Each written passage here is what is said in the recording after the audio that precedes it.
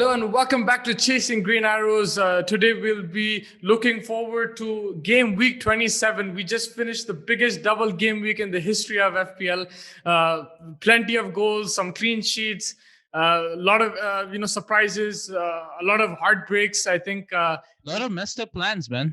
a lot of messed up plans. It was a very, I think it was a emotional roller coaster kind of week for a lot of FPL managers. But yeah, I'm with me, my brother Yusuf Ismail. How are you doing? I'm doing okay, man. I'm actually feeling relieved that I didn't triple Captain Kane, which I forgot to do on accident, but it worked out.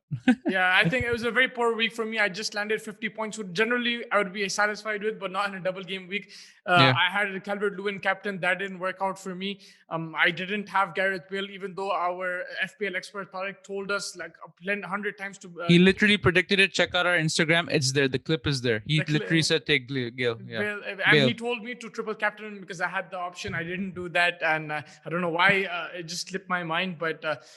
Yeah, I think apart from that, though, yeah, it was a poor week for me. But in general, some surprising kind of, I wouldn't say results, but people on the score, different people scoring a few clean sheets here and there. I think Crystal Palace, their goalkeeper, he was outstanding. I think what did he score? Like 17, 18 points this double game week. Palace with a couple of clean sheets. Tottenham with Martinez back. Yeah, Martinez is back. He got a clean sheet. I think, and the likes of Vardy not scoring, Werner was very close, he didn't score, Mo Salah didn't score, the big hitters, right? I think Bruno blanked again twice. Bruno blanked twice. That's a big that was a big hit for a lot of people who captained him. And Kane only scored one goal, no assists. Yeah, and Calvert-Lewin in 2 matches. Well. I think the stars for me were Gareth Bale, 100%. I think Mahrez. I think Mahrez was outstanding. Like, if you stuck with him, the only thing was I wasn't sure if he's going to start both games, but he was a major contributor in both games. Like, especially City, the second half, their subs came on and just killed it as well. So that kind of team, and I think Mahrez is looking like a good shout going into future games.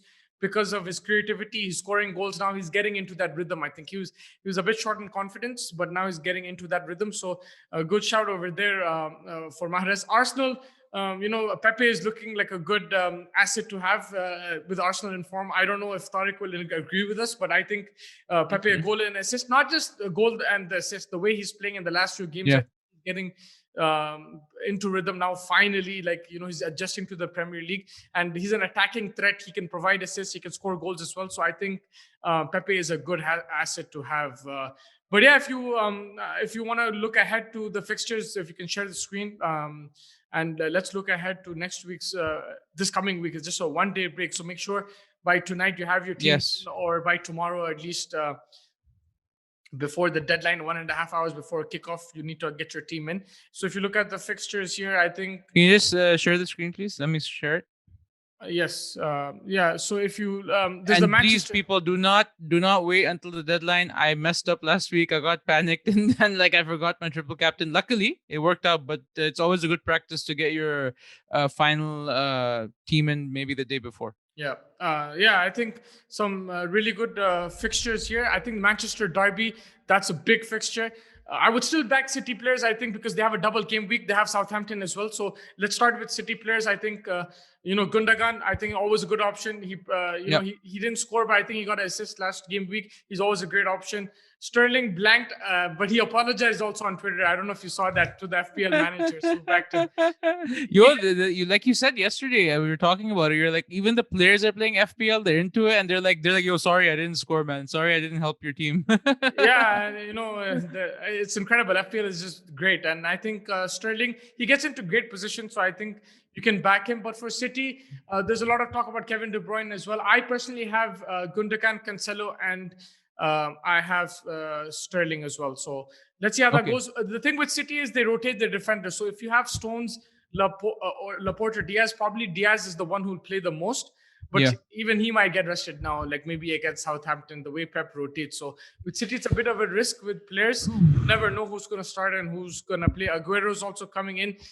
He didn't score, but give him a few games and then check him out. But yeah, I think if you just get the basics, I would go with two midfielders and a defender because they rotate their defenders quite a bit. So yeah, that's my thoughts on. I think with City, they're number one. They're ahead in the league now by far. I think if you have to have triple City, but then you just have to have a more longer term approach. You cannot expect them to give you returns every single week. So you go with triple City, and then you say that over a maybe 3 4 month period, 3 4 game week period, they will overall return, right? Because there's literally rotation. You can't just say there's no argument to be said that, oh, drop John Stones because for example, he hasn't played in 3 game weeks. He will maybe miss one, come the next one, miss two, play two. So it's like, and then my logic would be basically that I would go with the two City midfielders and one defender just because there's more rotation in defense. That's just my opinion on City. So like I would say Diaz, and then you would pick between De Bruyne. You have options: De Bruyne, Mahrez, Sterling, Gundogan is still a good cheap option if you need to budget your team out, especially if you have like Bruno Fernandes and Salah still. But if you're willing to drop Bruno, which we can talk about going forward, Bruno and Salah are an interesting topic to discuss what you should do going forward with them. But yeah, I think Triple City is also something I agree with, and I would follow. I have Stones and Cancelo, and I have Gundogan. So I think I have a wild card still. So if I wild card this week, I'm not sure, but I would switch to a two midfield and defense for City. Strikers are still not consistent enough for me to get into the team. Yeah, no, I agree with that. And if you look at, I think I just want to talk about Chelsea. I think their defenders are a great shout. I think they're getting clean Yes. sheets against Liverpool. They're getting clean sheets against United. Now they're going to play Yep. Everton. There's two things. One, Werner, I think he was very unlucky to be robbed of a goal. He's looking better now under Tuchel. He looks a bit more confident. He's getting into great positions. He should have scored a couple of other chances. Very dodgy call yesterday. Yeah. Yeah, he had other chances which he squandered. He needs to be more clinical, but he did score, I think. And I think Werner is a good shout going forward. But their defense, I think Alonso, Aspilicueta, again, Alonso and Chilwell, they get rotated. So that's a bit of a hit and miss. And Reece and Hudson-Odoi, Reece James, they also get. So maybe Aspilicueta is a good shout. Yep. But even one of their fullbacks, if you just want to back them, I think you can back them. Old but gold. Aspilicueta is a good. I think out of all the Chelsea defenders, based on rotation, I think Aspilicueta is your best shout. Yeah, if you can just scroll up, I think this is next week's fixtures. Scroll up a bit. Sorry. Yeah, there you go. Yeah. Wait, the game week starts on Monday is included, right? In this game week? Yeah. Here you go. So Everton's a good fixture for Chelsea. I think they can come out with another clean sheet. You never know. This Premier League is crazy. The season, if you thought 2020 was crazy, 2021's way crazier. In terms of who's scoring, there's no fixed. I guess what's the word? There's no fixed format or anything like that. Like template teams are. It's more difficult for template teams. So, but I think Chelsea have a good shout for a clean sheet against Everton. So I think, and someone was saying, I think was it Andy on Let's Talk FPL or was it Gianni? I'm not sure, but they were saying that basically Chelsea is now the second best defensive assets to own, and they've proven it over the last few game weeks. So it's time to bring back Chelsea because we haven't been talking about Chelsea a lot recently, but Chelsea definitely is a good shout, especially defense. Attacking, I don't know. I think there's too many options. Mason Mount's the only one I would have in my midfield. Yeah, that's a good shout. But apart from Mason Mount, I think focus on Chelsea defense would be my advice. Yeah, that's a good point there. And just before we get to the Salah Bruno points, let's just talk about Spurs. Son, Kane, and Bale. They look like a good good trio Triple right threat. now. Yeah, triple threat. Yeah. Although they didn't score it was only 1-0. It was an own goal against Fulham, but against Burnley, we saw the threat that they can pose. Bale 2 goals and assist. That's it. Game over right there. So I think Gale will be very interesting. Fitness is maybe a cause for concern. I think he was a bit fatigued in the second game. He wasn't as creative, wasn't as threatening. So maybe fitness could be a concern for Bale, but he's always going to provide you with goals and assists. I think he's a good shout. Kane and Son as well. When these guys when they're three playing together, or at least Son and Kane together, I think they're a good shout. Tottenham showed that they do have attacking ability. Yes, against Fulham, it was a bit more, cagey, but I think showed against Burnley that they can attack teams. And Palace is an attacking team. Palace won't play the low block as much as Fulham would. So I think I would go with Spurs access. I'm going to listen to my boy TK. I don't know if I can do it, if it's feasible for me. If it is, I would do it. Gareth Bale, I think he's a good captaincy Would you option. triple Spurs assets? No, I wouldn't triple Spurs assets, but I Okay. would go with Bale. Kane is a good option, but I think he's expensive as a striker. So if you want to take out Salah or Bruno, then Kane is viable. I think for me Mm-hmm. in particular, but I think I would go with Bale. I think he's good midfield option. 9 million, if I'm not mistaken, is a bit expensive, but I think he's worth it. Mm-hmm. Uh, and he's a good risk. The reason why I'm saying Bale is because it's a risk. If you want confirmed, if you want to be a bit less risky, you go with Son or Kane because they're guaranteed starters until they get injured. I think so. Yeah. Bale is a bit of a risk. He'll come on, he'll give you a couple of goals here and there. Then he might not even We don't start. even know if he will, right? This Yeah, is we the don't. first time he's had such a impact on the game But for he will have Tottenham an in a long impact. time. He will have an Do you impact. think so? So you think he's going to become not consistent, but do you think it's No, worth he's not having going to. him that It's way? not going to be consistent, but it's worth having him because not many people are going to have him in that Yeah. sense. Yeah. Yeah. If you saw the game before that against West Ham, he was so unlucky. He could have scored a goal and got 2 assists in that game. He had So a crazy volley that so went off he's the playing bar or well. something. Yeah. Yeah, he's playing well. He's playing really well. But it's not a reliable pick. If you want if you want someone consistent, then you go with Kane and Son from Spurs. But I would, if you want to be risky, then you go Bale, and I think it's a good shout. But against Palace, especially, I hope he starts. But I think against Palace, especially, is a good shout. But yeah, I think moving on to United, Liverpool, Bruno and Salah. I think Big topics, man. They're getting more and more vital for you to decide what to do with them. People have already advocated for dropping Bruno. Some people are dropping Salah. What are your opinions? it's very difficult for me to drop them, not because I'm a huge Bruno United fan in particular, even Salah. It's We very are, but apart from that. I said not only because of that. Yeah. I think uh, I'm a United fan, but for me, I'm going to find it hard to drop Salah. I think he's both of them are proper FPL assets. Like they will provide goals. I know they're not doing it right now. They're in a bad patch. Mhm. But Bruno, I think he'll still get you the penalties. He's still on corners. He'll still get you assists. He blanked this week. I think the week before he gave an Yeah. assist and a goal. Did he blank? Yeah. No, he didn't. So that's a risk. I don't think you can drop him like that. Salah as well. He's blanked quite a few times, but I think He's he's blanked pissed off. more than Bruno. Yeah, I think he's pissed off now. But Klopp took him out. Klopp took him out maybe in the 50th minute, 60th minute, very early, in my opinion.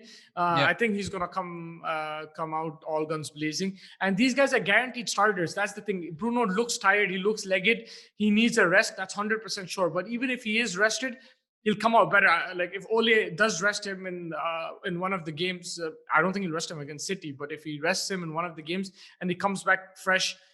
Even off the bench, I saw him against West Ham. He came in the 70th minute, he scored a goal and gave 2 assists. So Bruno is not a droppable asset in my opinion, and neither is Salah. Okay.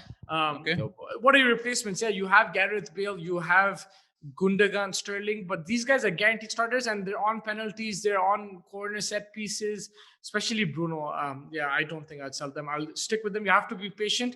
Yes, down the line, I could be wrong, but I just won't think because then you have to buy them back and then it might be too expensive for you if their price is right. So yeah, that's my 2 cents on these two players. I think they're still important FPL assets, and if you have them, keep them, trust in them, trust in your team, and take it from there because you have to look at the long run. Yes, if you do get injured and stuff, then you have to take them out. You have no option. Okay. And this kind of transitioning into what chips do you have left? I have all my chips left and one wild card. All right, so I don't have free hit. I'm also apart from free hit, I'm in the same position. Kind of 2-in-1 question: is it time to bring KDB in or not? Because I'm just getting this vibe from KDB that he's still not at his potential as an FPL asset, considering his price, right? And then I was also considering this week to do a wild card.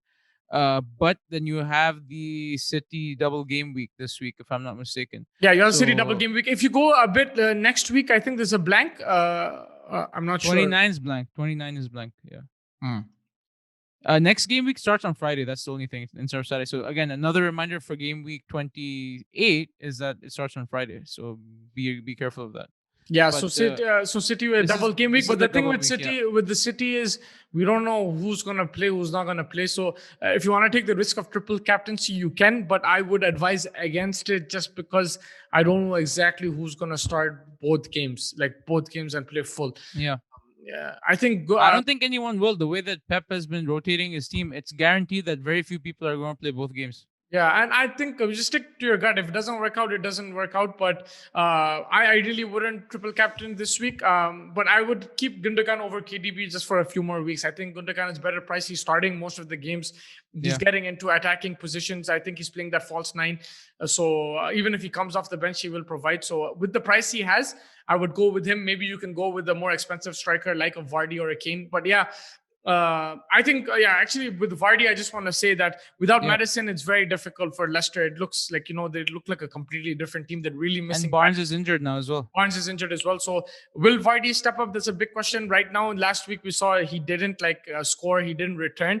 So I don't. He's still a quality player. So if you have him, maybe wait for another couple of weeks. But if you don't have him, I wouldn't go for him right now because Madison's not there. When Madison's there, it's a different ball game altogether. And Madison is the type of player. Even if Vardy is not there, he will return. So because he's the link-up play between the defense and the attack, he's a crucial player. But I wouldn't underestimate Vardy as well. They're playing against Brighton. It's a good fixture. Let's see how that goes. But yeah, I think Aston Villa, Al Ghazi, while Grealish is not there, it looks like a tempting option. West Ham, Lingard, And always a Villa also, I think Villa are playing in blank week 29, if I'm not mistaken. And then on top of that, let's see. Are they playing in the blank week? Yeah, Villa is no, they're not. But they have a double or they have a game in hand. Villa holding Villa assets, I think, is a good idea. Martinez is a must-have, I think. yeah. Pope, I brought in Pope because of this whole double game week situation for Burnley, but Martinez is next level, man. He's cheaper than Pope by 2.2 million. I made a mistake by getting rid of Martinez. I regret it to be honest, but. Martinez must have. I think Watkins is not a bad idea, but I think I read somewhere. I think shout out to our friend Big Man Bucker, but he was saying that Watkins's returns are not as great in recent times. And that's So because there's no Grealish. I think he mentioned that exactly, as well. yeah, He had a really good stat. Make sure you follow him. He said that what's it called? The Ollie Watkins has decreased his numbers, like his touches yeah, inside the box, chances created, shots taken, because Grealish is not there. A lot of his a lot of his chances were dependent on Grealish's creativity. So without Grealish there, I think Watkins will struggle. Same thing with Vardy. I think without Madison, maybe not to that level because Vardy still can create himself and just go on a crazy run. But Watkins in particular, I think a lot of people got him into the team for the double game week because Villa had good fixtures. But yeah. without Grealish, it's difficult. I think Villa are really missing Grealish. When he comes back, he's always a great asset. He'll always create chances. It's just incredible. But yeah, I think that sums that up. West Ham, I think Antonio Lingard, like both of them. Antonio is still doing well, man. Like, The despite the hard fixtures. The Suchek train is kind of inconsistent, so I don't know if you're on it, then stay on it. If you're not, then No. just don't jump on it right now.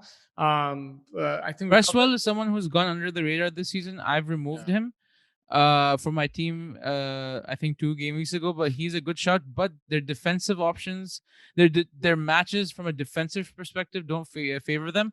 Antonio can still score a goal and West Ham will lose 2-1 or 3-1. But Cresswell, I think now my opinion is to stay away from him. Yeah. Even though he's probably the top 2 or top returning defensive asset this season. Yeah, and Arsenal, I think Saka and Pepe. Saka was rested, so I think he'll be fit. He'll play against Burnley. He's a good option.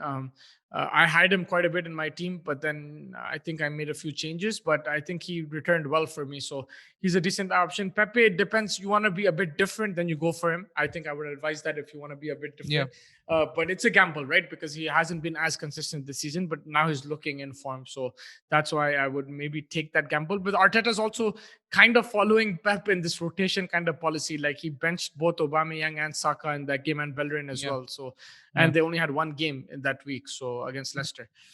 But yeah, I think captaincy picks. The thing with this week is that City has double game week, so everyone's eyes will turn to City for captain. But I think you can still take a risk and captain a player from another team because there's no guarantee that the City guy you're gonna pick is gonna play both games, and if he does, maybe not the full 180 minutes. So that's my thinking on it. But if you're going City, I think Gundogan is a great option. Kevin De Bruyne is an option if you have him, and Sterling another option. But that's about it. If you really want to go left field, then Aguero. But yeah, I think these are your options for City. Personally, I feel that Mohamed Salah is a really good option against Fulham. I think he got You enough just feel rest. that he's pissed off enough, and then he's Yeah. gonna come back with some fire. Yeah, 40 minutes on the bench. I think he's rested for this Fulham game. I think Liverpool need a win to stay in top four contention. Like, it's really, they're struggling. So Yeah, if you just want to be a bit different than Mohamed Salah, I'll really think about him as a captaincy pick. And Bruno's always an option, but they're playing City. So I would maybe stay away from him. And the other option I'd go, if you have Bale, otherwise Kane and Son, one of these two. Kane and Son. Son give a couple of assists, right? And he's in this. yeah, I think his assist yesterday got ruled out because it was the own goal. So Delhi Ali, I think, got that assist, but Son is always in and around the box, and with Kane fit, he's a different player. Son, so hundred I think percent. he's an excellent option. And yeah, your final thoughts on game week 27? Any changes? Any your captaincy picks? I'm still very confused. Honestly, I haven't done Don't be anything with my confused. You team. just go with your gut, buddy. No, in the sense like game week 26 was like all hyped up and it didn't go according to plan for me at all. I was actually saved by that I didn't burn my triple captain. So this week is like a pivotal week. I don't know if I should play my wild card or do a bench boost. I won't do it, but like triple captain or wild card, I don't think I'll play those chips. Wild card, I'm tempted, but the thing is, I'm not sure that I have too many big overhauling changes. The thing that I have to do is to bring in two city midfielders and a defense versus two defense and one midfield. So I don't know. Captain, I would say I really like your pick for Mohamed Salah. I think that's the differential pick, surprisingly enough. In Yeah. one match, he could overdo two cities because City's playing twice, but your player is probably not playing twice. That's the Yeah. rule for City. It's a risk. I mean, Yeah. we could be wrong. If Gundogan starts both games, then he's an incredible option. It's just that I don't know. Will he be? It's taking that risk. So that's why I was thinking Salah. But if you want to go with City player, go ahead with it because there is a chance he'll start. We Yeah. just can't guarantee you that. So especially with Pep's rotation. But I think that wraps it up. It was an incredible show. Make sure you like and subscribe to our channel for the latest FPL content and the Premier League content in particular. We're going to be focusing on Champions League as well. So yeah, make sure you just tune in for all the football content. Thank you so much for joining me. I think it was really good. Some good questions there, some good advice from you. And hopefully your team does well better this week. Same to you, man. Same to you. Thank you. Take care.